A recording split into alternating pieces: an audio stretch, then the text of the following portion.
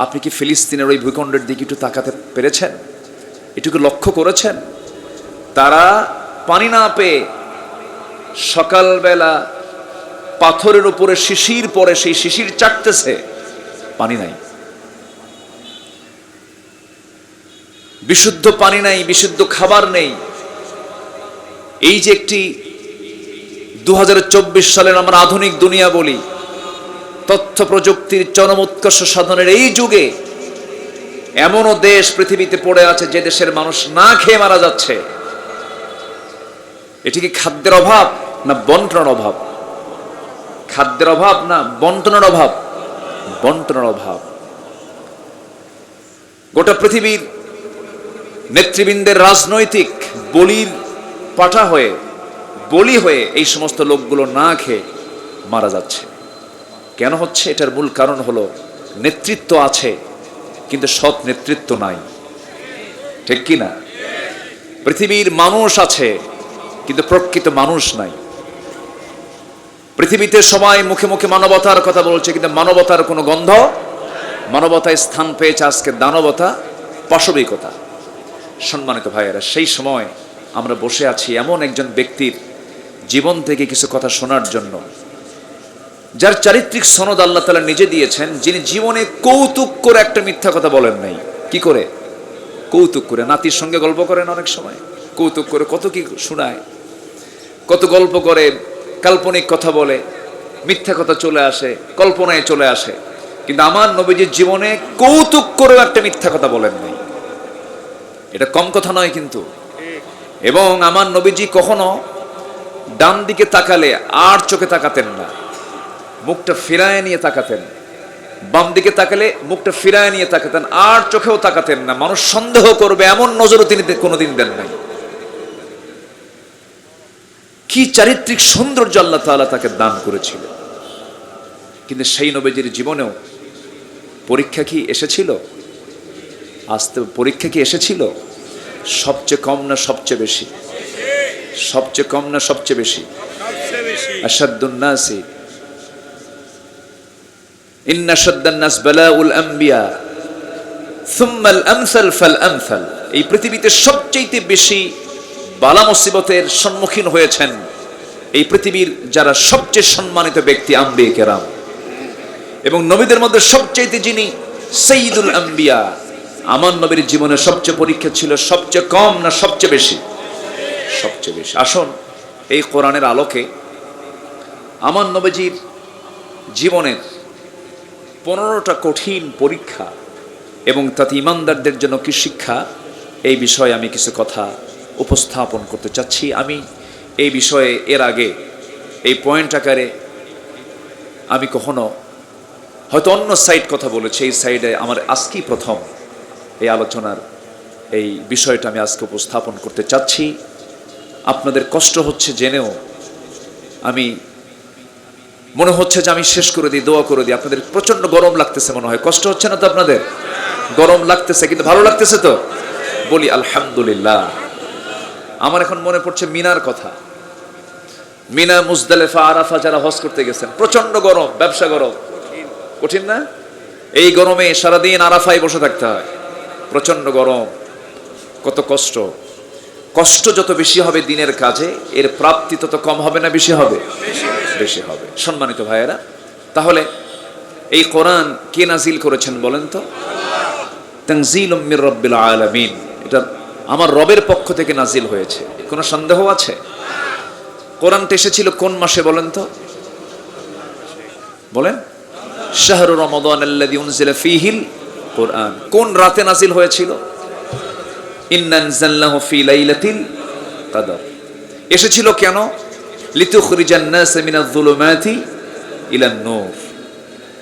কোরআনকে নিয়ে যদি আমি কথা বলতে যাই, শুধু কোরআনকে নিয়ে 5 দিন কথা বললেও শেষ হবে না। এই কিতাবের অনেকগুলো নাম আছে, যেরকম এই কিতাবের নাম হল আল হুদা, আয-যিকর, আশ-শিফা, আল ফুরকান, অনেকগুলো নাম আছে। কেন নামকরণ করা হয়েছে এটা নিয়ে যদি আমি এক্সপ্লেন করতে যাই, ব্যাখ্যা করতে যাই, বহু সময় লেগে যাবে। জাস্ট আল্লাহ তাআলার স্টাইলে শুধু কোরআনের সংক্ষিপ্ত একটা পরিচয় দিচ্ছি, সেটা হলো কোরআন গতানুগতিকভাবে অন্য কোনো কিতাবের মতো কিতাব নয়। এটা হচ্ছে চ্যালেঞ্জ দেওয়া একটা কিতাব। লা রাইবা ফীহি হুদাল লিল মুত্তাকিন। কুল ইন ইজতামাআতিল ইনসু ওয়াল জিন্নু আলা আন ইয়াতু বিমিসলি হাযাল কুরআন। গোটা পৃথিবীর জিন এবং ইনসান এক জায়গায় হবে, কোরআনের মতো কোরআন রচনা করতে যাবে, কিয়ামত হয়ে যাবে, একটা আয়াতের মতো একটা আয়াত রচনা করতে পারবে না। জোরে বলি সুবহানাল্লাহ। সে আল্লাহর কালাম রাসূলকে পরিচয় করে দিচ্ছে, কোরআন পরিচয় দিচ্ছে রাসূলের। তাহলে সেই ব্যক্তিটার দাম কত? আল্লাহ রাব্বুল আলামিন সূরাতুল কালামের ভেতরে রাসূলকে লক্ষ্য করে সুন্দর করে জানিয়ে দিচ্ছেন, নুন ওয়াল কলামি ওয়া মা ইয়াসতুরুনা মা আনতা বিনি'মাতি রাব্বিকা বিমাজনুন ওয়া ইন্না লাকা লাআজরান গায়রা মামনুন ওয়া ইন্নাকা লাআলা খুলুকিন আযীম।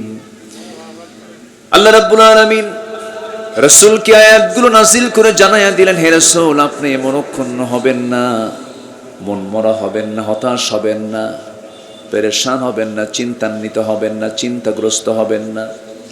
আপনাকে যে যা বলে বলুক, রাসূলকে পাগল পর্যন্ত বলেছে। পাগল তো তাকেই বলে আমরা জানি যে লোকটার মাথার চুল ঠিক থাকে না, চুলটা উস্কো খুস্কো থাকে, গোসল করে না, এই জন্য তার শরীরে গন্ধ বের হয়ে যায়, কাপড় চোপড় সেনা তালে যুক্ত থাকে, লেবাস ঠিক থাকে না, উলঙ্গ হয়ে চলাফেরা করে, ভারসাম্যহীন তার জীবন হয়। এমন ব্যক্তিকে আমরা পাগল বলি, যার কথাটা এলোমেলো হয়ে যায়। কিন্তু আমার নবী কি পাগল কেন বলা হলো, কি জন্য বলা হলো? রাসূল তেমনটা ছিলেন না।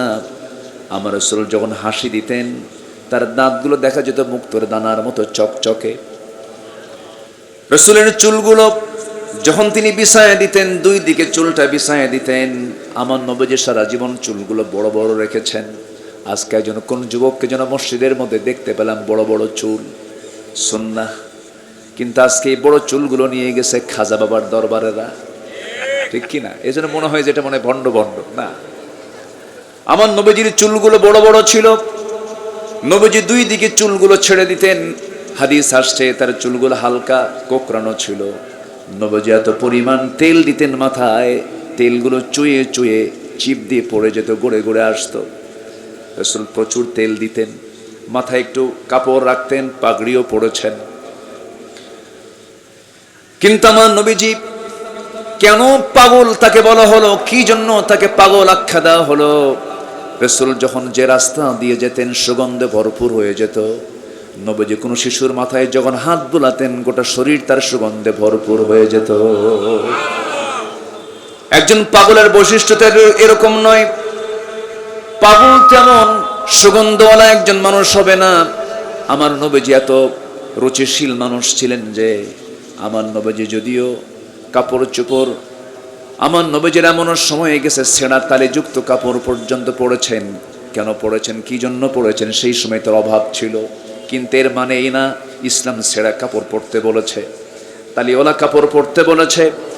কিন্তু আমার নবীজির পরিচ্ছন্নতার দিকটা এমন ছিল যে আমার নবীজি এত পরিচ্ছন্ন ছিলেন, এত পরিপাটি ছিলেন, এত স্ট্যান্ডার্ড লাইফ তিনি ক্রিয়েট করেছেন।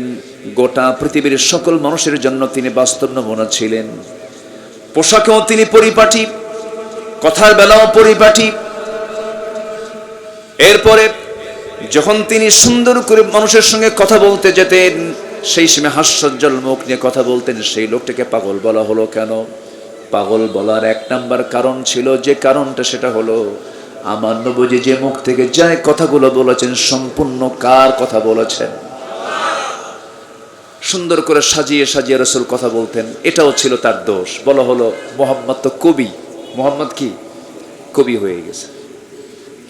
এমন সুন্দর সুন্দর ছন্দ মিলিয়ে মিলে কেমন করে কথা বলে।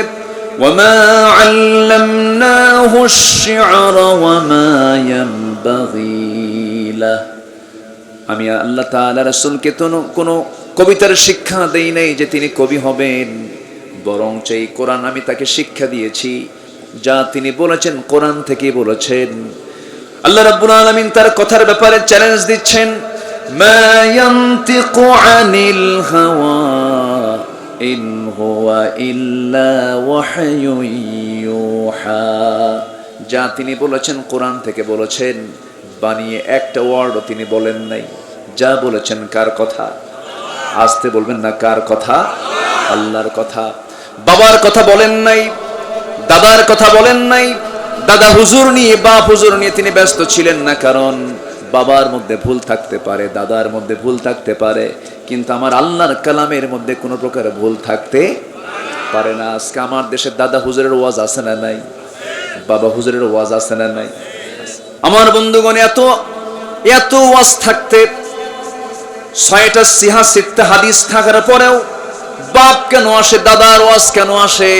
এই সমস্ত ওয়াজ করেই তো শেষ করা যাবে না।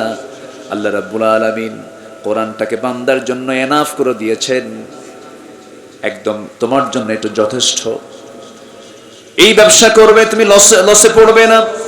আল্লাহ রাব্বুল আলামিন সুন্দর করে সূরা ফাতিরের মধ্যে বলছেন, ইন্নাল্লাযীনা ইয়াতলুনা কিতাবাল্লাহ ওয়া আকামুস সালাতা ওয়া আনফাকু মিম্মা রাযাকনাহুম সিররান ওয়া আলানিয়াতান ইয়ারজুনা তিজারাতান লান তাবুর।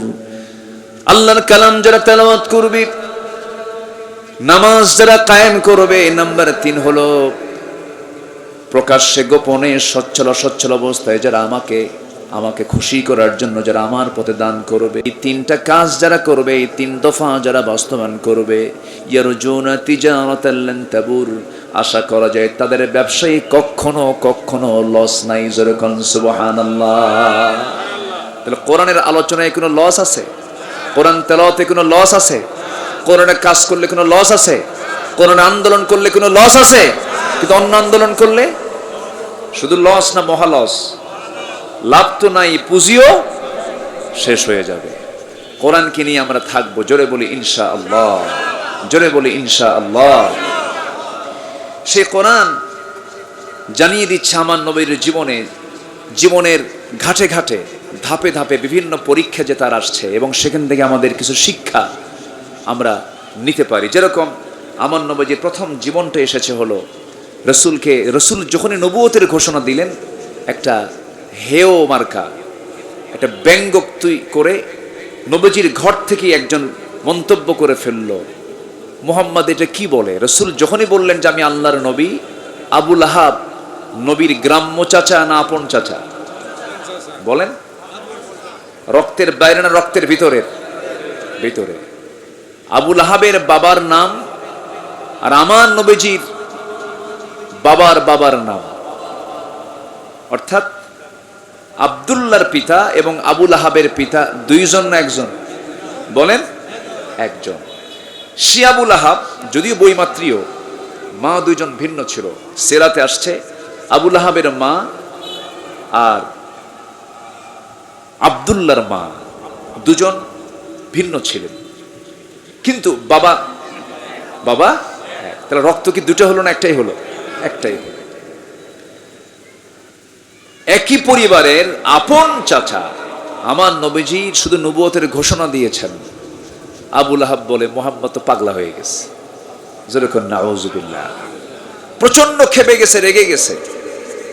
এবং তার ঘরে ছিল আমার নবীজির 2টা কলিজার টুকরা মেয়ে, বড় 2টা মেয়ে ছিল। 2টা মেয়েকে রাসূল নবুয়তের ঘোষণা দেওয়ার সঙ্গে সঙ্গে তাদেরকে তালাক দিয়ে নবীর ঘরে পাঠায় দেওয়া হলো। নবীজি তার ঘরে পেলেন, উপহার পেলেন ইসলাম, দিন পাওয়ার কারণে তার 2টা মেয়েকে তার ঘরে ফেরত পেলেন। তালাক প্রাপ্ত মেয়ে তিনি উপহার পেলেন। তাহলে এটা কি ছোটখাটো পরীক্ষা? আসতে বলে, যারা মেয়ের বাপ হয়েছেন, মেয়েকে বিয়ে দিলেন, মেয়ে বিয়ে দেওয়ার পর সেই মেয়ে যদি তালাক প্রাপ্ত হয়ে আপনার ঘরে ফিরে আসে, শুধু টেনশন না সাথে মহা লাগাতে হবে? শুধু টেনশন না মহা টেনশন? মহা টেনশন। এমনকি এই সমস্ত চিন্তায় অনেক বাবা হার্ট স্ট্রোক করে মরেও যায়, আছে কিনা? নবুয়তের ফলাফল হলো রসুল নবুয়ত পেলেন, সঙ্গে সঙ্গে তার কয়টা মেয়ে ঘরে আসলো? দুটা মেয়ে। চিন্তা করেন, দুটা মেয়ে ঘরে চলে আসলো। নবীজি মন খারাপ করেছে? আমার নবীজি বিশাল পরীক্ষার মধ্যে পড়ে গেলেন। প্রথম হলো ব্যঙ্গ করা হলো, উপহাস করা হলো, রাসূলকে নিয়ে বাজে উক্তি করা হলো। ইদা রাআকাল্লাযীনা কাফারু ইয়াত্তাখিযুনাকা ইল্লা হুজওয়া আহাযাল্লাযী ইয়াযকুরু আলিহাতাকুম ওয়া হুম বিযিকরির রাহমানি হুম কাফিরুন। জোরে বলুন আল্লাহু আকবার। রাসূলকে নিয়ে উপহাস করা শুরু হয়ে গেল, রাসূলকে নিয়ে বাজে উক্তি করা হলো।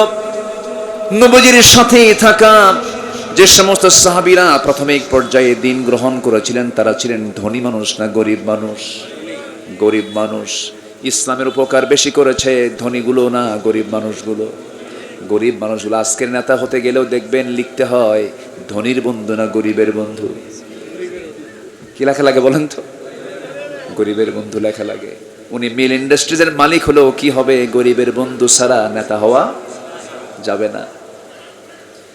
কিন্তু গরিবের বন্ধু হতে হলে, তাহলে নেতা হতে হলে ধনীর বন্ধু হওয়া লাগে না গরিবের বন্ধু হওয়া লাগে? গরিবের। কিন্তু নিজে কি গরিব হতে হয় না ধনী হতে হয়? না, নিজে গরিব হয়ে তো গরিবের বন্ধু হওয়া যাবে। আমার নবী ছিলেন গরিবের বন্ধু ধনী হয়ে না গরিব হয়ে? হ্যাঁ, আর এখন গরিবের বন্ধু হয় কি হয়া? ধনী হয়া।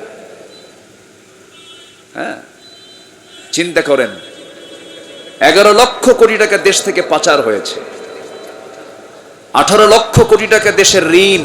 এমন সংসার আমরা 16 বছর আমরা গড়ে তুলেছি। একটা সংসারে 18 লক্ষ কোটি টাকা ঋণ আর 11 লক্ষ কোটি টাকা দেশ থেকে তারা আবার পাচার করছে। একটা মানুষের বাঁচার জন্য কত কি লাগে? অর্থই যদি সকল সম্মানের মূল মাধ্যম হতো, সম্পদ যদি সম্মানের মূল কারণ হতো, ইতিহাসের জ্বলন্ত শিক্ষা এই আশাবাসী বাড়িটার সালমান এফ রহমানের দিকে তাকান। ঠিক কিনা? তাকান না, একটু তাকায় দেখেন। এমন দরবেশের দাড়ি শুদ্ধ নাই। তাহলে ধর্মের ব্যবসা আলেমরা করে না। এতদিন তাদের মুখে যে দাড়ি ছিল এটা ছিল ধর্মের সঙ্গে প্রতারণা ছিল। এটা নবীর সুন্নাহ ছিল না, নবীর সিরাতকে মানে নাই, নবীর আদর্শকে মানে নাই তারা। সম্মানিত ভাইয়েরা, তাহলে দাড়ি রেখেছি আমি কার মহব্বতে? নবীর মহব্বতে। তাহলে নবীর মহব্বত যদি থাকতো, হুররিকতা ও মুযিকতা, তুমি আমাকে টুকরো টুকরো করো অথবা আমাকে আগুনে জ্বালায়া দাও, নবীর সুন্নাত মুখ থেকে কখনো সরাতে পারবো না। এটাই তো ছিল, এটাই তো চেতনা, এটাই তো ইসলামের চেতনা। দাড়িটা কাইটা মাথার চুল ছিল সাদা, বানাইছে কালো। কি বানাইছে? কালো। উনি চেষ্টা করেছেন বাঁচার জন্য, প্রায় তাকে চিনতে পারে নাই। সাথে ছিল আরেক সফর সঙ্গী, নৌকার আরোহী আরেকজন ছিল। ওনাকে যখন নিয়ে আসতেছে একাকি, তখন বলতেছে আমার একা নাও কেন, ওই যে বসে আছে দরবেশ, কে মুখে তো দাড়ি নাই। চিনতে পারে নাই। সে ধোঁকা দিতে চেয়েছিল, কিন্তু দ্বীনি বন্ধন হচ্ছে আলাদা বন্ধন। এই জায়গায় যদি কোনো দ্বীনি সম্পর্ক থাকতো, অবশ্যই সে তার জীবন প্রাণ দিয়ে তাকে রক্ষা করতো, তার নাম তার মুখে নিত না। যারা দ্বীনকে মানে না, যারা ইসলামের মহব্বতে পরস্পরে যাদের জীবন গড়া হয় না, যারা গড়ে না, তারা একজন আরেকজনকে শত্রুই মনে করে। ঠিক কি না? বন্ধু মনে করে বলছে না শত্রু মনে করে বলছে? শত্রু মনে করে বলছে, আমি শুধু একা মরবো, তোরে নিয়ে মরবো। সম্মানিত ভাই, তাহলে সম্পদ কি সম্মানের চাবিকাঠি? সম্মান দেওয়ার মালিক কে? আসতে বলবেন না কে? সম্পদ এর উদাহরণ দেওয়ার জন্য আর আমাদের কারণের কাছে যাওয়া লাগলো না। আমাদের দেশে বহু কারণ আছে, আমাদের বহু কারণ আছে না নাই? কারণের কাছে আর যাওয়া লাগতেছে না, এখন আমার দেশে বহু কারণ হয়ে গেছে। কারণের সম্পদ তাকে রক্ষা করতে পারেনি। কারণের এত পরিমাণ সম্পদ ছিল যে তার সম্পদকে সংরক্ষণ করার জন্য যে পরিমাণ তালা ব্যবহার হতো, সেই তালার জন্য যে চাবি, সেই চাবি বহন করার জন্য শত শত ঘোড়ার প্রয়োজন হতো। এত সম্পদ কারুনকে দিয়েছিলেন আল্লাহ তাআলা, সব মাটির সঙ্গে মিশিয়ে দিয়েছেন। তিনি কে? আসতে বলবেন না, কে? আল্লাহ তাআলা। তাহলে নেতা হতে হলে, গরিবের নেতা যদি হতে হয়, তাহলে ধনী হয়ে নেতা হতে হবে না গরিব হয়ে নেতা হতে হবে? গরিব হয়ে নেতা হয়েছিলেন মুহাম্মদ সাল্লাল্লাহু আলাইহি ওয়াসাল্লাম। আমার নবীজির সম্পদ কম ছিল না, অর্থ কম ছিল না। আমার নবীজির জন্ম কিন্তু সাধারণ কোনো পরিবারে নয়।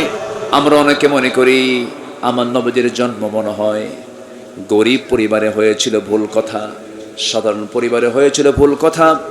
আমার নবীজি যেই ঘরে জন্ম নিয়েছেন সেই ঘরটা ছিল দোতলা।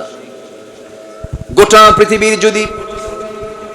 পৃথিবীর যদি 2 শতাধিক রাষ্ট্রের সমস্ত জনপদ যদি আমরা সার্চ করে দেখি কোন জায়গার দামটা সবচাইতে বেশি হবে, কোন ল্যান্ডের দামটা বেশি হবে, আমরা যদি এটাকে যদি বর্তমান বাজারেও যদি যাচাই বাছাই করতে যাই, আমার নবীজি যে ঘরে জন্ম নিয়েছেন সেই ঘরের ওই জায়গাটার দাম সবচাইতে বেশি আজকে বর্তমান দুনিয়ার বাজারেও, ঠিক কিনা?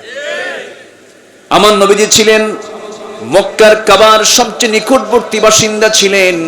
আমার নবীজির কিবলাও ছিল পশ্চিম, আমাদের কিবলাও হলো পশ্চিম। আমার নবীজি কাবা শরীফের পূর্ব পাশের বাসিন্দা, আমরাও পূর্ব পাশের বাসিন্দা। আমার নবীজি তার কিবলাটা পশ্চিম দিকে হয়ে তিনি নামাজটা পড়েছেন। আমার নবীজির মাথার চুলটা কালো, আমাদের মাথার চুলগুলো কালো। আমার নবীজির মাথার চোখের মণিটাও কালো, আমাদের চোখের মণিটাও কালো। আমার নবীজি না লম্বা না খাটো ছিলেন, এই অঞ্চলের মানুষগুলো না লম্বা না খাটো। আমার নবীজি বেশি চিকন ছিলেন না, বেশি মোটাও ছিলেন না। আমার দেশের মানুষগুলো না চিকন না মোটা, না লম্বা না খাটো, না চিকন না মোটা। আমার নবীজির গায়ের চামড়ার কালারটা ছিল হলো অধিক ফর্সাও ছিল না, অধিক কালো ছিল না, লাল বর্ণের ছিল। আমার নবীজি ওয়ানা আহমার, আমি হলাম লাবণ্যময়ী। রাসূল বলেছেন বেশি ধলা হলে পরে মানুষ বলতে রাসূল বেশি ধলা ছিলেন, কালো হলে মানুষ বলতে কালো ছিলেন। আল্লাহ রাব্বুল আলামিন তার যে কালারটা দিয়েছেন, তার যে বর্ণটা দিয়েছেন, গোটা পৃথিবীর সকল মানুষের মধ্যে সবচেয়ে শ্রেষ্ঠ রূপ দিয়েছেন আমার নবীকে। জোরে বলি সুবহানাল্লাহ। আমার নবীজির মাথার চুল কালো, আমাদের চুলটাও কালো। নবীজির মাথার চোখের মণিটা হলো কালো, আমাদের চোখের মণিটাও কালো। আমেরিকার মানুষের চোখের মণি কি কালো নাকি? না বিড়াল মার্কা চোখ, বিড়াল মার্কা চোখ। তাদের মাথার চুলগুলো হলো লাল। আমার নবীজির গড়নের সঙ্গে আমাদের গড়নের মিল আছে। চেহারার কালারের মিল পেলাম, চোখের মিল পেলাম, চুলের মিল পেলাম, স্ট্রাকচারের মিল পেলাম, সব মিল পেলাম। চরিত্রের মিল আসতে কয়, চরিত্রের মিল। কিন্তু বেশি মিল থাকা দরকার কিসের? চরিত্রের। ওইদিকে আপনি আফ্রিকান, নাইজেরিয়ান, কৃষ্ণ কালো, গোটা চেহারার মধ্যে একটাই জায়গায় শুধু সাদা দেখা যেত, তিনি হচ্ছেন বেলাল রাদিয়াল্লাহু আনহু। তার দাঁতটা শুধু সাদা দেখা যেত, আপাদমস্তক একজন কালো কুসকুসে মানুষ বেলাল। নবীজির চেহারার সঙ্গে চুল পরিমাণ কোনো মিল ছিল না, সুরাতের কোনো মিল ছিল না, কিন্তু সিরাতের মিলটা ছিল। কি ছিল? কি ছিল না? ছিল। তাহলে আমাদের সুরাতের মিল থাকা দরকার বেশি না সিরাতের মিল থাকা দরকার? সিরাতের মিল থাকা দরকার। সুরাতের মিল ছিল আবু লাহাবের সাথে। আবু লাহাবের চেহারার দিকে তাকালে মনে হতো নবীজির চেহারার সঙ্গে প্রায় মিল দেখা যেত, কারণ আপন চাচা ভাতিজা। আবু লাহাব হলো অগ্নিশিখার পিতা, নবীজির চেহারার সঙ্গে প্রায় এটা মিল ছিল। কিন্তু চেহারার মিল হয়ে লাভ কি হবে? চেহারার মিল দিয়ে তো বান্দা জান্নাত পাবে না, বাহ্যিক কোনো স্ট্রাকচার দিয়ে বান্দা জান্নাত পাবে না। কারণ তাই যদি হতো আবু লাহাবে জান্নাত পেয়ে যেত, বংশীয় কোনো পরিচয় দিয়ে বান্দা জান্নাত পাবে না। বরং যে সে আবু লাহাবের শানে নাজিল হয়ে গেল কি? যারা পারেন ঠোঁট মিলিয়ে বলুন তাব্বাত ইয়াদা আবি লাহাবি ওয়া তাব্ব। মা আগনা আনহু মালুহু ওয়া মা কাসাব সায়াসলা নারান যাতা লাহাবিন ওয়া ইমরাআতুহু হাম্মালাতাল হাতাব ফি জিদিহা হাবলুম মিন মাসাদ। আবুল হামের দুই হাত ধ্বংস হয়ে যাক, তার বউ সহ ধ্বংস হয়ে যাক। আল্লাহ রাব্বুল আলামিন আবুল হাবের শানে লানতের সূরা পর্যন্ত নাজিল করে দিলেন, গজবের সূরা পর্যন্ত নাজিল করে দিলেন। চেহারার মিল দেখে নয়, চরিত্রে মিল ছিল না, তার ঈমান ছিল না, আবার চরিত্র তো মিল ছিলই না বটে। আবু তালেবের তো ঈমান ছিল না, কিন্তু আবু তালেবের শানে আল্লাহ তাআলা কোনো কথা বলেন নাই, কারণ আবু তালেব কাফের ছিল, তবে ভদ্র কাফের। কি কাফের? ভদ্র কাফের। অসভ্যাচরণ তার মধ্যে প্রকাশ পায় নাই। আবু তালেবের বিষয়টা আমাকে মাঝে মাঝে খুব ভাবিয়ে তোলে। সব গুণ তার মধ্যে ছিল, সুন্দর বচনভঙ্গি, সুন্দর কথা, সুন্দর আচার, সুন্দর আচরণ, সুন্দর মুআমালাত, সব কিছুই তার ভালো ছিল। আমার নবীজির জন্য শেষ পর্যন্ত 3.5 বছর বয়কট পর্যন্ত খেটেছেন, ত্যাগ স্বীকার করেছেন, না খেয়ে জেলখানায় থেকেছেন। নবীর পক্ষ নিয়ে তিনি অনেক গালিগালাজ পর্যন্ত আবু তালেবের মতো একজন কাফের শুনেছেন। এত কিছু শোনার পর, এত কিছু সহ্য করার পরেও আবু তালেবের কপালে জাহান্নামের জন্য তার সবচেয়ে বড় সম্পদ হলো ঈমানটা তার জীবনে আসে নাই, ঈমান তার কিসমতে জোটে নাই। কারণ হেদায়েতের মালিকটা বলুন, জোরে বলুন কে? হেদায়েতের মালিকটা কে? আল্লাহ তাআলা। অথচ আমার নবীর ঘরের মানুষ আবু তালেব, নবীর ঘরের মানুষ আবু লাহাব, কপালে ইসলাম জুটলো না। ওই আফ্রিকান কালো নিগ্রো গোলাম জাদা গোলাম, গোলামের ছেলে গোলাম বেলাল বিন রাবাহ রাদিয়াল্লাহু তাআলা আনহু নবীর সামনে দাঁড়িয়ে বলতেছে, আমাকে পড়ায় দেন আশহাদু আল্লা ইলাহা ইল্লাল্লাহু ওয়াহদাহু লা শারীকা লাহু ওয়া আশহাদু আন্না মুহাম্মাদান আবদুহু ওয়া রাসূলুহু। কালিমা গ্রহণ করতেছি। পারস্য থেকে আসা অগ্নি পূজক, প্রথমে তিনি অগ্নি পূজক ছিলেন, এরপরে তিনি খ্রিস্টান হয়েছিলেন। সালমান ফারসি রাদিয়াল্লাহু তাআলা আনহু বহু ধর্ম তিনি চেঞ্জ করেছেন। নবীকে যখন মদিনায় পেয়ে গেলেন, নবীজির বাহ্যিক স্ট্রাকচার দেখে, নবুয়তের সিল মোহর দেখে, আগের কিতাবের সঙ্গে মিলটা পেয়ে সালমান ফারসি আগের কিতাবের বড় আলেম ছিলেন। সঙ্গে সঙ্গে নবীজির পিছনে নবুয়তের সিলমোহরটা দেখে তিনি লাফ মেরে এসে নবুয়তের সিলমোহরে চুমু খেয়ে বললেন, আশহাদু আল্লা ইলাহা ইল্লাল্লাহু ওয়াহদাহু লা শারীকা লাহু ওয়া আশহাদু আন্না মুহাম্মাদান আবদুহু ওয়া রাসূলুহু। আফ্রিকা থেকে এসে, পারস্য থেকে এসে নবীর হাতে বায়াত নিয়ে কালেমা গ্রহণ করলো, কিন্তু নবীর ঘরের মানুষ আবু লাহাব, আবু তালেব ইসলাম কবুল করতে পারলো না। এখান থেকে স্পষ্ট প্রমাণ হয়ে যায় হেদায়েতের মালিকটাকে। আসতে হেদায়েতের মালিককে আল্লাহ তাআলা। হেদায়েত চাইতে হবে কার কাছে? আল্লাহর কাছে। বেলাল যখন ইসলাম কবুল করলেন, আবু জেহেলের গোষ্ঠীরা সব ব্যঙ্গ করে, উপহাস করে। নবীজির জীবনের 1 নম্বর দিক হলো, পরীক্ষা তিনি দিয়েছেন, 1 নম্বর তার বিরুদ্ধে ব্যঙ্গ করা হয়েছে, উপহাস করা হয়েছে। 15টা পয়েন্ট নিয়ে আমি আজকে কথা বলবো, তার 1 নম্বর পয়েন্ট কেবল চলতেছে। এখন মনে করেন এই পয়েন্টগুলো শেষ করতে কি আজকে জোহর দেওয়া হবে নাকি? বলেন হবে? সময় লাগবে। সংক্ষিপ্ত করে বলার চেষ্টা করছি। আমার বন্ধুগণ, বেলালকে দেখে আবু জেহেল হাসে, হেও করে বলে, দেখ মুহাম্মদের বাহিনীগুলো দেখ, কালো কুসকুসে বেলাল। আবার খাব্বাব হলো একজন কামার। কামারের কাজ হলো লোহা পিটায় যারা জীবিকা নির্বাহ করে তাদেরকে এলাকায় কি বলে? কামার কয় না? কামার বলে। কামারকে আমরা যদিও ছোট শ্রেণী মনে করি, কিন্তু কোনো কাজকে আমরা ছোট কাজ মনে করব না। একজন সাহাবীও কামার ছিলেন, লোহা পিটায় জীবিকা নির্বাহ করতেন। খাব্বাব ছিলেন খাব্বাব ইবনুল আরাত রাদিয়াল্লাহু তাআলা আনহু।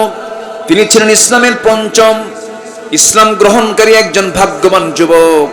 তিনি মক্কার মাটিতে যখন ইসলাম কবুল করলেন, সবাই হেও করল, দেখো মুহাম্মাদের বাহিনীগুলো দেখো, একজন কামার, একজন গোলাম, এই সমস্ত লোকদের নিয়ে মুহাম্মদ বিশ্ববিজয়ের স্বপ্ন দেখে। সেই স্বপ্ন পূরণ করে দিয়েছেন তিনি কে? অবহেলা করা ঠিক নয়। মোল্লাদের অবহেলা করে। মোল্লারা জানে কি? মোল্লারা বোঝে কি? মোল্লারা চুরি করা জানে না, মোল্লারা মদ খাওয়া জানে না, মোল্লারা দেশের টাকা বাইরে পাচার করতে জানে না। এই দেশে মূর্খ চোর বেশি না কলমওয়ালা চোর বেশি? বলেন বলেন, মূর্খ চোর বেশি না কলমওয়ালা চোর বেশি? মূর্খ চোরের শাস্তি হয়, কলমওয়ালা চোরের শাস্তি হয় না। বড় চোর হলো কলমওয়ালা চোর, কলমের খোঁচা দিয়ে যারা চুরি করে। সম্মানিত ভাইয়েরা, যে চেঞ্জ আমরা দেখতে পাচ্ছি, এটা স্বপ্নেও ধারণা করিনি আমরা, কখনো ভাবিও নাই, কল্পনাও করি নাই যে এমন একটা পরিবেশ আমরা পাব। সদ্য নির্বাচন তারা শেষ করেছে, নির্বাচন শেষ করে সেট আপ হয়ে গেছে, মন্ত্রী পরিষদ সব গঠন হয়ে গেছে, সবকিছু প্রস্তুত, সব ক্লিয়ার। সবকিছু সম্পূর্ণ করার পর বিশ্বের সবচেয়ে একটা বড় শক্তি, গণতান্ত্রিক শক্তি, বিশ্বের সবচেয়ে বড় গণতান্ত্রিক রাষ্ট্র হলো পার্শ্ববর্তী দেশ ভারত, যার পিছনে ছিল অক্টোপাসের মতো লেগেছিল। এরপরও এই অদম্য শক্তিকে হটিয়ে দেওয়ার পিছনে সবচাইতে বড় পরিকল্পনা যার, তিনি কে? আসতে বলবেন, তিনি কে? পুলিশ কয় স্বরাষ্ট্রমন্ত্রীকে, স্বরাষ্ট্রমন্ত্রী মহোদয়, মারি একটাই শুধু পড়ে যায়, আর কেউ নড়েও না, সবাই শুধু সামনের দিকে আসে। এই যে সামনের দিকে আসছে যুবকগুলো, এই যুবকের ভিতর থেকে, দিলের ভিতর থেকে ভয়টা দূর করে দিয়েছেন তিনি কে? বুকের মধ্যে সাহস জুগিয়েছেন তিনি কে? আল্লাহ তাআলা। সম্মানিত ভাইয়েরা, অতএব সকল কিছুর পেছনে একটা শক্তি আছে, সেই শক্তিটা মূলত কার? আল্লাহ। আল্লাহ সবকিছু পারেন। এটা চেঞ্জ আমরা পেয়েছি, এই চেঞ্জকে আমরা কাজে লাগাবো, এই সময়কে আমরা কাজে লাগাবো। আমরা এই দেশটাকে দেখতে চাই কোরআনের দেশ। দেখতে চাই না? দেখতে চাই না? যিনি দেখতে চান না তার ঈমান নাই। কথাটা ক্লিয়ার বুঝবেন। যার দল ইসলাম নাই তার ঈমান নয়, ঈমান নাই। দল হতে হবে ইসলাম, চাইতে হবে কোরআন। এই কোরআনের মধ্যে এমন কোন বিধান নাই যা বাদ পড়েছে। কোরআন দিয়ে কি সচিবালয় চলতে পারে না? আসতে বলে, সচিবালয় কি চলতে পারে? বঙ্গভবন কি চলতে পারে? গণভবন কি চলতে পারে? সংসদ কি চলতে পারে? কোরআনের ভিতরে ফৌজদারি দণ্ডবিধি আছে না নাই? চুরির বিধান, ডাকাতের বিধান, হত্যার বিধান, জেনার বিধান, জুলুমের বিধান, সবকিছু আছে। তাহলে সবকিছু থাকার পরেও কোরআনকে যারা অচল রাখতে চায় তারাই অচল হয়ে যাবে। আমরা কোরআনকে সমাজে সচল করতে চাই, জোরে বলি ইনশাআল্লাহ। একটি কল্যাণ রাষ্ট্রের দিকে যদি আমরা এগিয়ে যেতে চাই, কল্যাণ রাষ্ট্রের এক নম্বর শর্ত হলো সমাজে কোনো বান্দার আইন চলবে না, চালাতে হবে আল্লাহর আইন।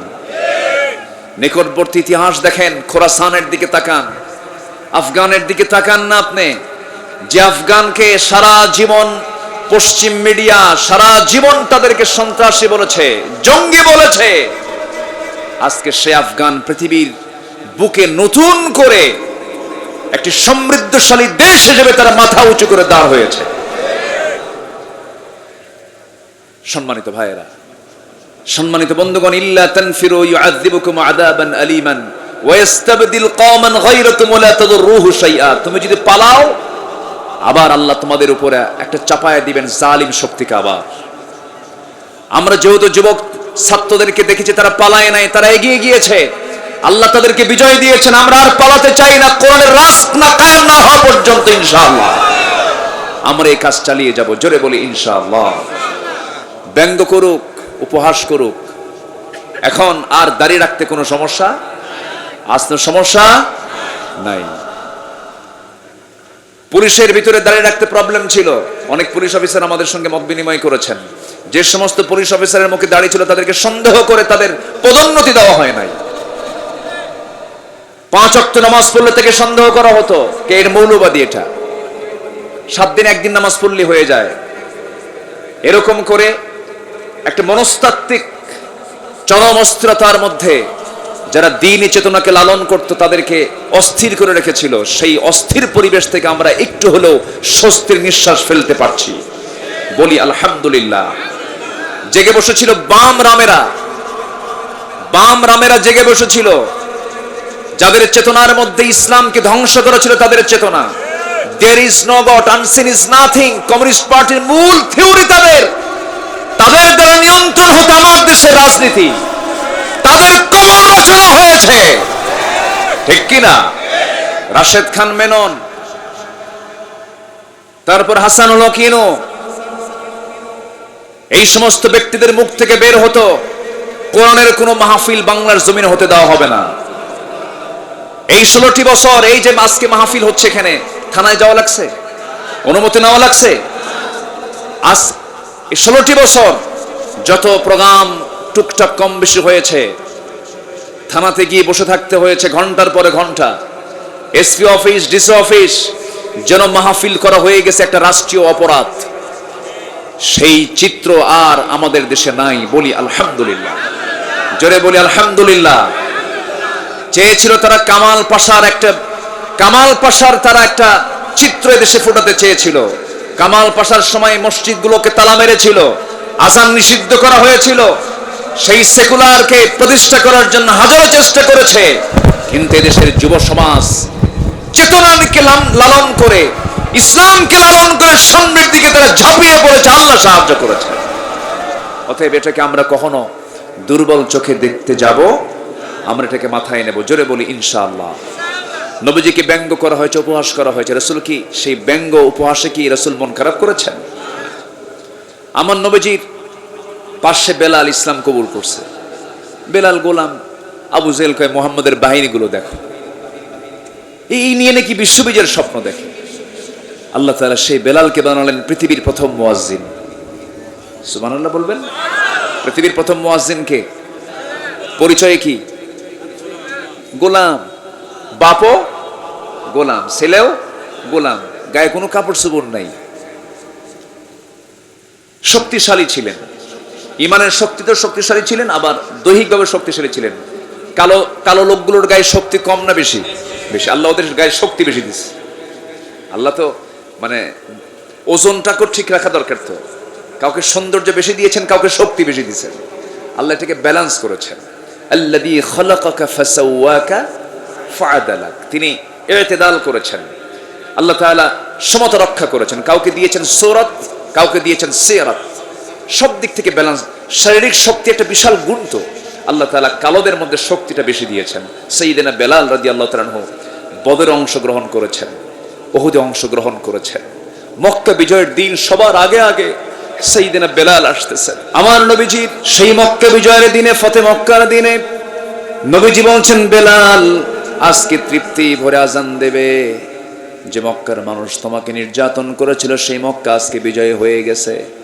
আজকে এই মক্কা বিজয়ের দিনে আমি সবাইকে মাফ করে দিলাম, কারো প্রতি আমার কোনো অভিযোগ নাই। আমার নবীজি মক্কার মাটিতে ঢুকলেন, ভয়ে থরথর করে কাফের মুশরিকরা কাঁপতেছে, এদিক সেদিক দিক বিদিক ছুটোছুটি করে। আমার নবীজি নিজের পরিচয়কে তিনি গোপন করলেন। সারা জীবন তিনি ছিলেন খাদিমুল খালক, সৃষ্টির তিনি খাদেম ছিলেন। আমার নবীজি করলেন কি, খেদমতের জন্য বের হয়ে গেলেন। একজন বয়স্ক একজন নারীকে দেখতে পেলেন। বয়স্ক মহিলা মাথায় কিছু টোপলা নিয়ে ভয়ে থরথর করে কাঁপতে কাঁপতে মক্কা নগর থেকে গ্রামের দিকে চলে যাচ্ছে। আমার রাসূল তাকে দেখতে পেলেন, পেয়ে বলছেন, মহিলা আপনি কোথায় যাচ্ছেন? কে ভয়ে যাচ্ছে। কার ভয়ে? মুহাম্মাদের ভয়ে। কার সামনে কয়? নবীর সামনে বলতেছে, কেন?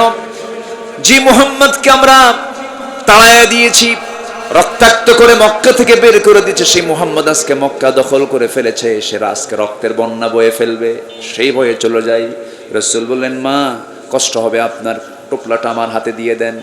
মাথায় নিলেন, মাথায় নিয়ে গন্তব্যে পর্যন্ত পৌঁছায় দিয়া ফেরত আসতেছেন নিজের পরিচয় গোপন করে। এবার বুড়ি মহিলা চট করে হাত ধরে বলছে, যুবক, এরকম মক্কার তো কোনো যুবককে দেখি না এমন খেদমতের জন্য আগায় আসে। তোমার পরিচয় না পাওয়া পর্যন্ত আজকে তোমাকে আমি যেতে দেব না। রাসূল মুস্কি হাসি মেরে বলছেন, যেই লোকটার ভয়ে আপনি এত দূর পর্যন্ত আপনি আসছেন, ভয়ে মক্কা থেকে, মক্কানগর থেকে ভয়ে পালায় আসছেন, সেই লোকটা সামনে দাঁড়ানো মুহাম্মদ সাল্লাল্লাহু আলাইহি ওয়াসাল্লাম। হাতটা গায়ে দিয়া ওই বৃদ্ধা মহিলা তার সম্প্রদায়ের সকল লোককে এক জায়গায় করে পরিচয় করে দিয়ে সব কালেমাওয়ালা হয়ে গেছে। নবীজি মক্কা বিজয় করলেন। মক্কা বিজয়ের দিন শুধু রাসূল 17 জন নেতার লিস্ট করলেন। 17 জন নেতাকে আমার রাসূল ফরওয়ার্ড এনে বললেন, এই 17 জন নেতৃস্থানীয় ব্যক্তিবর্গ ছাড়া, এই 17 জন নেতা ছাড়া সবাইকে আমি রাসূল মাফ করে দিলাম। মাফ হবে, কিন্তু বিশেষ কিছু কিছু লোকের মাফ হবে, মাফ হবে। আমার দেশও মাফ হবে। আসতে কোন কেন? আমার দেশও মাফ হবে। মাফ কাকে করতে হয় আর কাকে মাফ না করতে হয় এটাও শিখিয়েছেন মুহাম্মদ সাল্লাল্লাহু ইল্লাল্লাহ, লা ইলাহা ইল্লাল্লাহ। বারবার তিনি সূরা ইখলাস পড়তেন, আল্লাহ আহাদ, আল্লাহুস সামাদ। বারবার তিনি বলতেন। সেই সময় একদিন বলে ফেলতেছে উমাইয়া তার বুকের উপরে উঠে, বেলাল তুই তোর মুখের আওয়াজ কি বন্ধ করবি না? তোর মুখের মধ্যে আজকে আমি কাঁটা ঢুকায় দেব। বাম হাত দিয়ে মুখের সেই জিহ্বা টান মেরে বের করলো। বুকের উপরে বসে জিহ্বার ভিতরে বাবলা গাছের কাঁটা জোর করে ঢুকায় দিয়েছে। সাইয়েদনা বেলাল হাতটা বের করে, হাতটা উঁচু করে ইশারা করে বলছে, ও উমাইয়া, আমার তুমি জিহ্বা অচল করে দিয়েছ, তবে একটা কথা জেনে রেখে দিও, আমি আমার আল্লাহর নামটা জিহ্বায় উচ্চারণ করতে পারছি না, কিন্তু আমার আল্লাহর নামটা আমি আমার দিলের মধ্যে আমি অঙ্কন করে রেখেছি। وأما من خاف مقام ربه ونهى النفس عن الهوى فإن الجنة هي المأوى। আমার নবীজি যখন শুনতে পেলেন বাদশা কুরাইশে বেলালকে মেরে মেরে রক্তাক্ত করা হয়েছে, নবীজি মক্কার ধনকুবের একজন ধনাঢ্য সাহাবী, আমার নবীজির 3 বছরের ছোট, আমার নবীজির নিত্যদিনের সাথী, হিজরতের রাতের সাথী, আমার নবীজির আবার শ্বশুর সাইয়েদনা আবু বকর সিদ্দিক রাদিয়াল্লাহু আনহু ডাক দিয়ে বলছেন, আবু বকর, আমি তোমাকে এমন একটা প্রস্তাব করব, যে প্রস্তাবটা তুমি বাস্তবায়ন করলে পরে আল্লাহর জান্নাত তোমার জন্য ওয়াজিব হয়ে যাবে। হুজুর কি? বেলালকে মুক্ত করে আনো, আল্লাহ তোমার জন্য জান্নাতের দরজা মুক্ত করে দিবে। আমার নবীজির প্রিয় সাহাবী সাইয়েদনা আবু বকর সিদ্দিক রাদিয়াল্লাহু তাআলা আনহু স্বর্ণমুদ্রা হাতের মধ্যে নিলেন, নিয়ে এসে উমাইয়ার মুখের উপরে স্বর্ণমুদ্রা নিক্ষেপ করলেন। লোভী উমাইয়া স্বর্ণমুদ্রা দেখে পাগল হয়ে গেল, বেলালকে মুক্ত করে আনলেন। নবীর সামনে যখন দাঁড় করে রাখা হলো, রাসূল বলছেন, বেলাল, রক্ত যখন ঝরেছে তোমার এই দেহে থেকে, এই মক্কার মাটিতে, একদিন দেখতে পাবে এই মক্কাটা আমাদের হাতের মধ্যে চলে আসছে। জোরে কোন সুবহানাল্লাহ। ফতে মক্কার দিনে আমার নবীজি দেখতে পেলেন সাইয়েদনা বেলাল সবার আগে আগে চলে যায়। আমার নবীজি মক্কায় ঢুকি প্রথমে কাবার ভিতরে ঢুকবেন, কিন্তু কাবার চাবিটা তিনি দেখতে পেলেন না। কাবার চাবিওয়ালা, কাবার দরজা তালা মারা, চাবিওয়ালাটাকে ওসমান বিন তালহাকে বারবার সার্চ করছিলেন, ওসমান বিন তালহা কোথায়? সাইয়েদনা আলী রাদিয়াল্লাহু আনহুকে দায়িত্ব দেওয়া হলো, আলী দেখো তো ওসমান বিন তালহা কোথায়। গোটা মক্কা নগর তাকে খুঁজে বের করার জন্য চেষ্টা করা হলো, এদিক সেদিক সব দিকে সার্চ করা হলো, কোথাও নাই। হঠাৎ করে এক সময় সাইয়েদনা আলী রাদিয়াল্লাহু আনহু রাসূলের সামনে দাঁড়িয়ে বলছেন, ইয়া রাসূলুল্লাহ, আমরা ওসমান বিন তালহাকে গোটা মক্কা নগরে কোথাও খুঁজে পাই নাই, পাইছি হলো কাবার ছাদে। কাবার কোথায়? কাবার ছাদের উপরে গিয়ে ওসমান বিন তালহা বসে আছে, ওকে নেমে আনা হলো। রাসূল বলেন, ওসমান, কাবার চাবি তোমার হাতে, তোমার হাতে এই চাবি রাখা যাবে না। একজন মুশরিকের হাতে আল্লাহর ঘরের চাবি থাকতে পারে না, চাবিটা ফেরত দিতে হবে। ওসমান বিন তালহা বলল, না, আমি এই চাবি ফেরত দেব না। রাসূল বলেন, না, চাবি মুশরিকের হাতে রাখা যাবে না, তাওহীদপন্থী হতে হবে, ইমানের দাবিতে বলিষ্ঠ হতে হবে, একজন তাওহীদপন্থী হতে হবে। মুশরিকের জন্য, কাফিরের জন্য এই কাবার চাবি কখনো হতে পারে না। এই কথা যখন বলা হলো, ইতিমধ্যে আল্লাহ তাআলার পক্ষ থেকে একটা আয়াত নাজিল হয়ে গেছে। আল্লাহ রাব্বুল আলামিন বলেন, ইন্নাল্লাহা ইয়া'মুরুকুম আন তু'আদ্দুল আমানাতি ইলা আহলিহা ওয়া ইযা হাকামতুম বাইনান নাসি আন তাহকুমু বিল আদল ইন্নাল্লাহা নি'ম্মা ইয়া'iযুকুম বিহি। জোরে বলুন আল্লাহু আকবার। এই আয়াত যখন নাযিল হলো, রাসূল বলেন, ওসমান, আয়াত তো নাযিল হয়ে গেছে, চাবিটা তোমার হাতেই থেকে যাবে, এটাই সিদ্ধান্ত। ওসমান বিন তালহা কাঁদতে কাঁদতে বলছে যে ইসলাম এতটুকু মানবতা দেখিয়েছে, আমি ওসমান বিন তালহা কালেমা গ্রহণ করে নিলাম। আজ পর্যন্ত সেই কাবার চাবি ওসমান বিন তালহার এই বংশের হাতে, এই চাবিটার দায়িত্ব আজ পর্যন্ত আছে, কিয়ামত পর্যন্ত থাকবে। আল্লাহু আকবার বলে। আমার নবীজি মক্কা যখন বিজয় করলেন, সবাইকে মাফ করে দিলেন। আমার নবীজি মক্কা থেকে যখন তিনি হিজরত করে যখন মদিনার দিকে রওনা দিলেন, দিনের আলোতে যেতে পারেন নাই, রাতের আধারে চলে গেছেন একাকী একজন বন্ধুকে সাথে করে নিয়ে। কত গালিগালাজ, কত ব্যঙ্গ, কত ঠাট্টা, কত উপহাসগুলো করা হয়েছে। রাসূল একটা বারের জন্য হতাশ হননি, কারণ তাকে আশার আলো শুনিয়েছেন। তিনি কে? আমাদের আশার আলো। তিনি কে? আমরা হতাশ হব না। হতাশা শয়তান থেকে আসে। হতাশা কার থেকে আসে? শয়তান থেকে আসে। ব্যবসায় লস, হতাশ। চাকরিতে লস, হতাশ। যে কোনো কিছুতে লস হলে পরে হতাশ হওয়া যাবে না। ইমানদার মৃত্যুর শেষ নিঃশ্বাস থাকা পর্যন্ত কখনো হতাশ হতে পারে না। আমার বন্ধুগণ, তাহলে রসুলকে প্রথম ব্যঙ্গ করা হয়েছে, রসুলকে পাগল বলা হয়েছে। রসুলকে নিয়ে তারা বলেছে কি, আন ইয়াকুলুনা শাইরুন নাতারাব্বাসু বিহি রাইবাল মানুন। রসুলকে তারা কবি বলেছে, রসুলকে তারা জাদুঘর বলেছে, রসুলকে তারা গণক বলেছে। এত কিছু বলার পরেও রসুল চুল পরিমাণ মনক্ষুণ্ণ হন নাই। রসুলকে লেস কাটা বলা হয়েছে। সন্তান ছেলে দিয়েছিলেন আল্লাহ তাআলা তাকে। শিশু সন্তান ছেলে ছিল, চারটা ছিল, কাসেম, তাহের, তৈয়ব, ইব্রাহিম। কয়জন? 4 জন হলো। এই 4 জন শিশু সন্তান শিশুকালে দুনিয়া থেকে বিদায় নিয়েছেন। 8 বছর বয়সে বিদায় নিয়েছেন কাসেম রাদিয়াল্লাহু তাআলা আনহু। রাসূল যখন তাকে বিদায় জানালেন, নবীজি লক্ষ্য করে দেখেন আম্মাজান খাদিজার চোখে পানি টলমল করছে। রাসূল বলেন, খাদিজা, চোখে পানি কেন, কাঁদতেছো কেন, কি হয়েছে? তিনি বলছেন, ইয়া রাসূলুল্লাহ, আমি তো আমার জন্য কাঁদি না, আমি কাঁদতেছি আপনার জন্য। জোরকান সুবহানাল্লাহ। আমার নবীজি তার জন্য দোয়া করে দিলেন। সন্তান বেদনা, সন্তান হারানোর বেদনা তো মারাত্মক। ছেলের সন্তান 4টা দুনিয়া থেকে বিদায় নিল। তার মধ্যে 8 বছরের এই কলিজার টুকরা সন্তান যখন দুনিয়া থেকে বিদায় নিয়েছেন, যে কাসেমের নাম করে রসুলের নাম বলা হতো আবুল কাসেম, ইয়া আবুল কাসেম বলা হতো।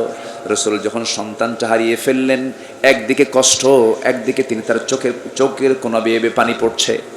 এমন সময় কাফের মুশরিকরা রাসূলকে নিয়ে ব্যঙ্গোক্তি করছে, রাসূলকে নিয়ে হেয় প্রতিপন্ন করছে, রাসূলকে নিয়ে নির্বংশ বলে গালিগালাজ দেওয়া হলো, লেস কাটা বলা হলো। আল্লাহ বলছেন, হে রাসূল, তারা বলতেছে আপনাকে লেস কাটা, নির্বংশ, আমি আপনাকে জানিয়ে দিলাম, কমপ্লিট একটা সূরা আপনার জন্য নাজিল করে দিলাম। মক্কায় সূরাটা নাজিল হয়েছে, যারা পারেন ঠোঁট মিলিয়ে বলুন, সবচেয়ে ছোট্ট সূরা, সবচেয়ে দামি সূরা, রাসূল কেন্দ্রিক সূরা। ইন্না আ'তাইনাকাল কাউসার ফাসাল্লি লিরাব্বিকা ওয়ানহার ইন্না শানিআকা হুয়াল আবতার। 3টা আয়াত নিয়ে একটা সূরা, সম্পূর্ণ রাসূল কেন্দ্রিক। সূরা ইনশিরাহ রাসূল কেন্দ্রিক, সূরা দুহা রাসূল কেন্দ্রিক। শুধু রাসূলকে কেন্দ্র করে সূরাগুলো নাজিল হয়েছে। এই 3টা সূরা রাসূলকে মক্কা উপহার দেওয়া হয়েছে। আমার নবীজিকে যখন এমন করে গালিগালাজ দেওয়া হলো, তার জবাব পাল্টা দিয়েছেন, তিনি আমার কে? আসতে বলবেন না, তিনি আমার কে? আবার রাসূলকে যারা গালি দেবে তাদের নাম ধরেও গালি দিতে বলেছেন, তিনি কে?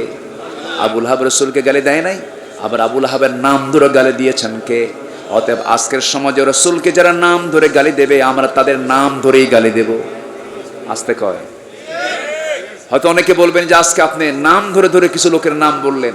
আল্লাহ তাআলার স্টাইল এটা। তাব্বাত ইয়াদা আবি লাহাব। আবু লাহাবের নাম কোরআনে আল্লাহ তাআলা উল্লেখ করেন নাই কি? এটা কি আল্লাহ তাআলা এমনি উল্লেখ করেছেন? রাসূলকে নিয়ে, ইসলামকে নিয়ে, আল্লাহকে নিয়ে যারা গালমন্দ করবে, বাজুক্তি করবে, তাদের নাম স্পষ্ট করে মুখে উচ্চারণ নাটাই হলো কোরআনের স্টাইল। বলতে হবে। সম্মানিত ভাইয়েরা, নাম্বার 3, রাসূলকে মক্কা থেকে নির্বাসন করা হয়েছে। রাসূল হিজরত করতে বাধ্য হয়েছেন। আল্লাহর তো অর্ডার ছিলই, মক্কার পরিবেশ তার অনুকূলে না প্রতিকূলে? প্রতিকূলে ছিল। রাসূল তিনি হিজরত করেছেন। ওয়াল্লাযীনা হাজারু ফিল্লাহি মিন বা'দি মা যুলিমু, আমার বন্ধুগণ, রাসূলের প্রতি যখন জুলুম করা হলো রাসূল বাধ্য হলেন মক্কা ছাড়তে, মক্কা তিনি ছাড়লেন। নাম্বার 4, হত্যার ষড়যন্ত্র করা হয়েছে। ওই মক্কার মাটিতে বহুবার তাকে হত্যার ষড়যন্ত্র করেছে। আবার তিনি যখন মক্কা বিজয় করলেন, দিন যখন বিজয়ী হলো, সেই সময় বহু ষড়যন্ত্র করা হয়েছে।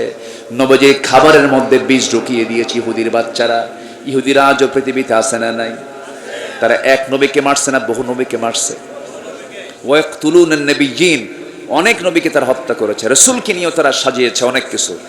খাবারের মধ্যে বিষ ঢুকানো হলো। 3 জন সাহাবী রাসূলের সাথে ছিলেন, 2 জন এট এ টাইম শাহাদাত বরণ করেছেন। নবীজি ওই বিষযুক্ত খাবার তিনি খেয়েছেন, অসুস্থ হয়েছিলেন, বেঁচে ছিলেন, কিন্তু এই বিষের বিষক্রিয়া প্রকাশ পেয়েছিল হলো মৃত্যুর পূর্বে। প্রচন্ড কষ্ট পাচ্ছিলেন। তাহলে দিন কায়েমের পথে যদি আপনি অবিচল থাকতে চান, আপনার বিরুদ্ধে ষড়যন্ত্র আছে না নাই? আসতে বলবেন না, আছে না নাই? যে নবীর চুল পরিমাণ কোনো দোষ ছিল না, যিনি কারোর প্রতি জুলুম করেননি, মিথ্যা কথা বলেননি, চগলখড়ি করেননি, মানবীয় সকল দুর্বলতা থেকে যিনি মুক্ত ছিলেন, তার বিরুদ্ধে যদি হত্যার ষড়যন্ত্র করা হয়, আজকে আপনিও যদি সেই নবীর পথ আপনি যদি অনুসরণ করে চলতে চান, অবশ্যই ষড়যন্ত্র আছে না নাই? সেই ষড়যন্ত্র হবে, এটাকে মাথায় নিয়ে আমাকে আপনাকে চলতে হবে। এটাই হচ্ছে শিক্ষা। আমরা তবুও দিনের পথ থেকে এক চুল পরিমাণ নড়ব না। নিকটস্থ পরিবারের সদস্য এবং সন্তানদের মৃত্যু, এটাও ছিল নবীজির একটা বিশাল সংকটময় মুহূর্ত, একটা বিশাল কঠিন পরীক্ষা। আমার নবীজি ওই মক্কায় থাকাকালীন এমন একটা বছর আসলো, যে বছরে আমার নবীজির সবচাইতে ডান দিক থেকে, বাম দিক থেকে, সামনে থেকে, পিছন থেকে সবচেয়ে সাহসী হাত হয়ে আমার নবীজির পাশে যিনি দাঁড়াতেন, তিনি হচ্ছেন একজন কাফের হলেও আবু তালেব। তিনিও দুনিয়া থেকে বিদায় নিলেন। আবার অর্থ দিয়ে, মানসিক শক্তি প্রয়োগ করে, সব সময় আর্থিক, মানসিকভাবে সব দিক থেকে রাসূলকে যিনি সাহস জুগিয়েছেন, একজন মহিলা, যিনি প্রথম ইসলামের ইতিহাসে ইসলাম কবুল করেন, একজন নারী। তার নাম কি বলেন? তার নাম কি? সব তো জানেনি, এরপরও বলতেছে। তাহলে রাখ নাকি, রেখে দিই। এরপরও তো শোনার দরকার আছে না? আচ্ছা, কথা তো একই, একজন এক একভাবে প্রেজেন্ট করে নেই।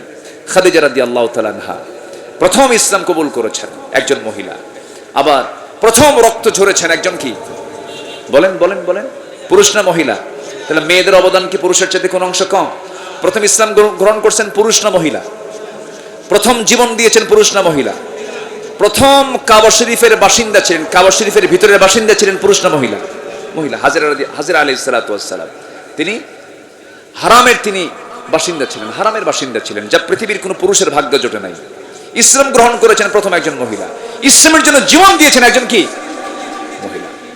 তাহলে আমাদের বাড়িতে মহিলা আছে না নাই? তারা কি এগুলো ইতিহাস জানে?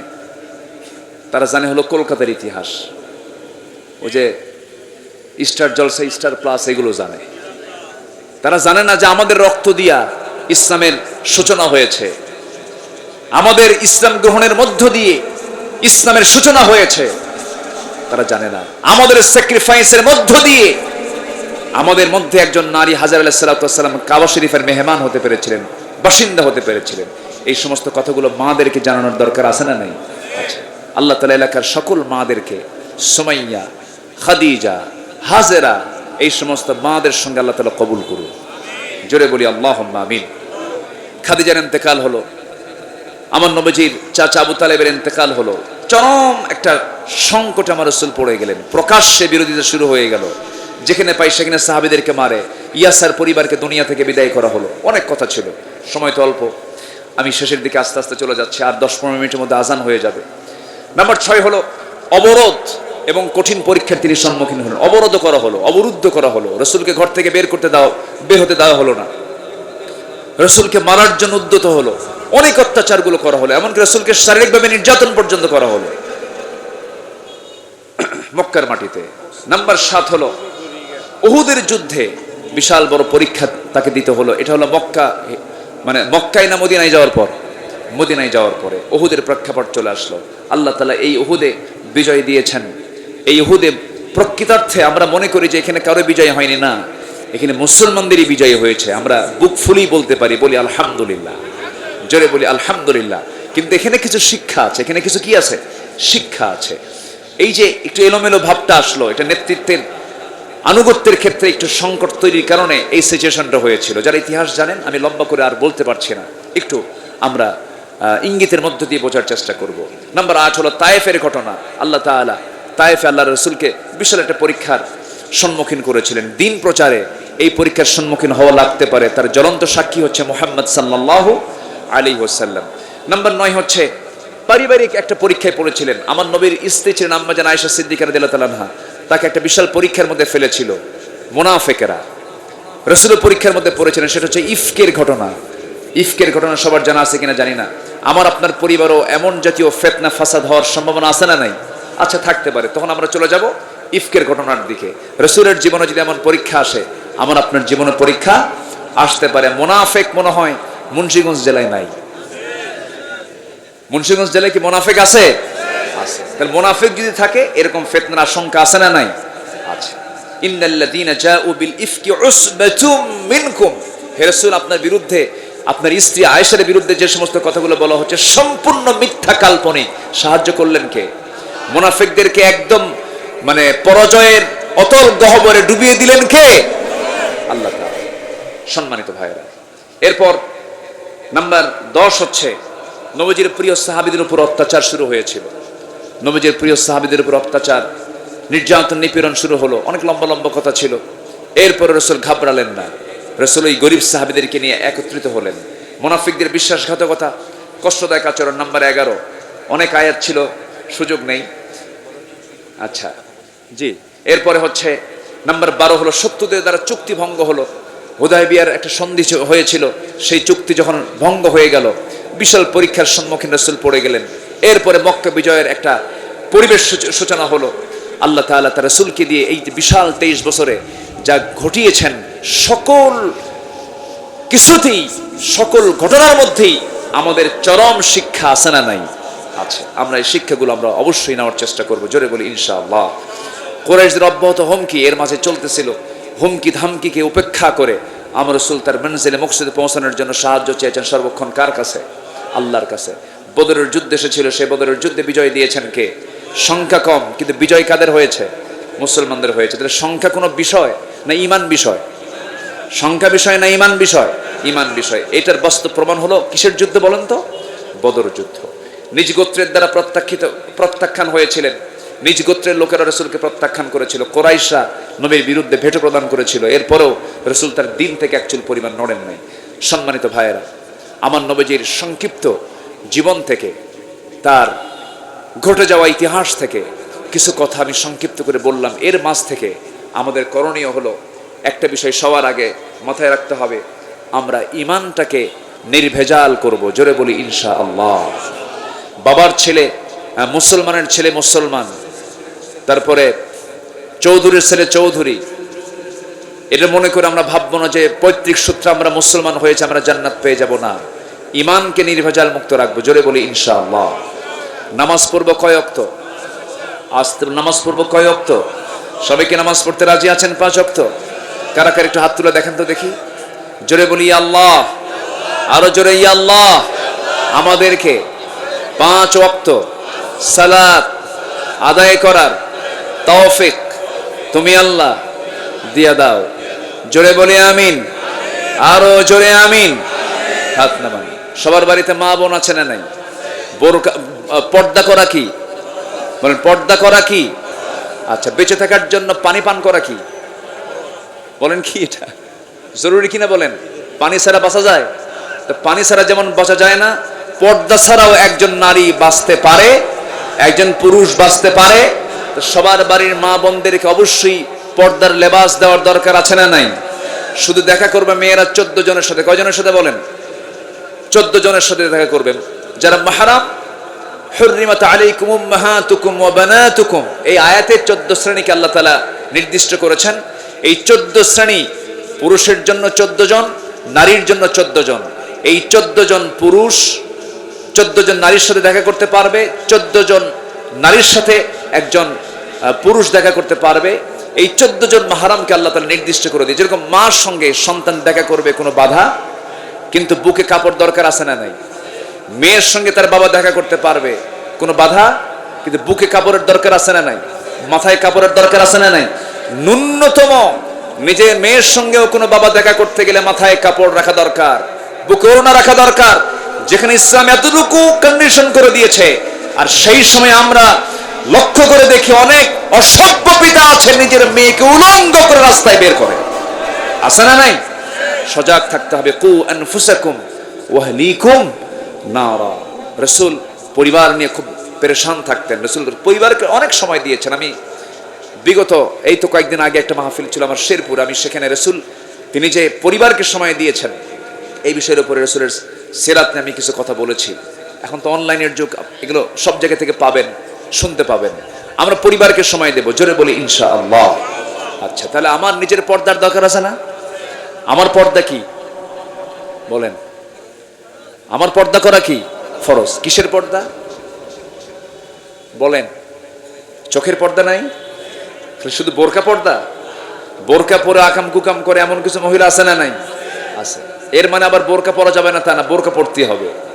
এটাকে অজুহাত করে করে কি না বোরকা পরা যাবে না, বোরকার মধ্যে আকাম কুকাম বেশি, মানে শয়তান ওয়াসওয়াসা দেওয়ার জন্য তো বহু পথ নিয়ে নেয়। না, বোরকা পরতেই হবে।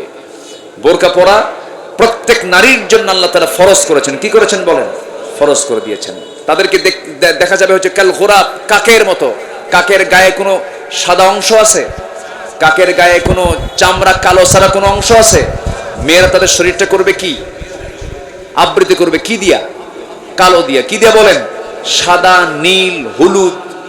এই যে পাকড়া পাকড়ি যে বোরকাগুলো পড়া হয়, এটা ইসলাম এটাকে নেগেটিভ বলেছে না, এটা তাকওয়ার খেলাফ। মেয়েরা পড়বে এমন কাপড় যে কাপড়টা হবে কি? কালো, যা দিয়ে ঢেকে যায়, আকর্ষণীয় হবে।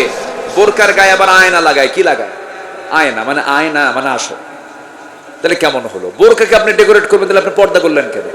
এগুলোকে মাথায় রাখতে হবে। আল্লাহ তাআলা এলাকার সকল মাদেরকে ফরজ মনে করে পর্দা অবলম্বন করার তৌফিক আল্লাহ পাক দান করুন। সবাইকে সচেতন হওয়ার তৌফিক দান করুন। 5 ওয়াক্ত নামাজি বানায় নেন, জোরে বলি আল্লাহুম্মা আমিন। যুবক ছেলেরা, মোবাইল বন্ধ করতে পারবো না। মোবাইল তো সবার হাতে হাতে চলেই গেছে, কিন্তু মোবাইলটাকে একটু মুসলমান বানাতে হবে। কি বানাতে হবে? তাছাড়া তুমি মুসলমান থাকবে না। ওকে একটু কন্ট্রোলে রাখতে হবে। নোটিফিকেশনগুলো খুব অ্যালার্ট থাকতে হবে। এটাকে চালাতে গেলে নিজেকে আগে ভালো শক্ত মুসলমান হতে হবে। আমাকে যদি কেউ প্রশ্ন করে যে মোবাইল ব্যবহার করা কি, আগে বলি যে মোবাইল ব্যবহার করবে তার ইমানের হালতটা কি? যে মোবাইল ব্যবহার করবে তার ইমানের হালত যদি খুব দুর্বল হয়, তার মোবাইল ব্যবহার করা যাবে? আসতে বলেন, যাবে? ইমান যদি তার পাকা হয়, সে মোবাইল ব্যবহার করতে পারবে। তাহলে মোবাইল ব্যবহারের এক নম্বর নীতিমালা কি? ইমান কি হওয়া? বলেন কি হওয়া? বলেন পাকা হওয়া। কাঁচা ইমান, দুর্বল ইমান মোবাইল নিলে পরে মোবাইল ওর ইমান শেষ করে ফেলবে। খুব সাবধান, এই বিষয়গুলো খুব সাবধান, খুবই কেয়ারফুলি এগুলোকে আমাদের মাথায় রাখতে হবে। এই মোবাইলের মধ্যে এমন কিছু আকাম কুকাম নাই যা নাই। এর মধ্যে তাস আছে, জুয়া আছে, নেশা আছে, কি কি নাম যেন, ফ্রি ফায়ার, পাবজি, আর কি আছে কয় না, মনে মনে শুধু চুপচাপ করে আছে। হুজুর বললে যদি আবার ধরে, সবকিছু লাগে। ওয়ালাকুম ফিহা মা তাশতাহি আনফুসুকুম। না, আমরা এটাকে নিয়ন্ত্রণে নিয়ে আসবো, এটার লাগাম টেনে ধরবো। আল্লাহ তাআলা মোবাইলের অনিষ্ট থেকে আল্লাহ তাআলা এই যুব সমাজকে হেফাজত করেন। জোরে বলি আল্লাহুম্মা আমিন। বাচ্চাদের হাতে এগুলো দিবেন না। ডিভাইস না দিয়ে কি তুলে দিতে হবে? কি তুলে দিতে হবে? কোরআনটাকে তুলে দিতে হবে। আল্লাহ তাআলা সবাইকে বোঝার তৌফিক দান করুন। অনেক কথা ছিল, আমি আর শেষ করতে পারলাম না। অনেক পয়েন্ট ছিল, যতটুকুন বলেছি আল্লাহ তাআলা আমাদের সবাইকে আমল করার তৌফিক দান করুন।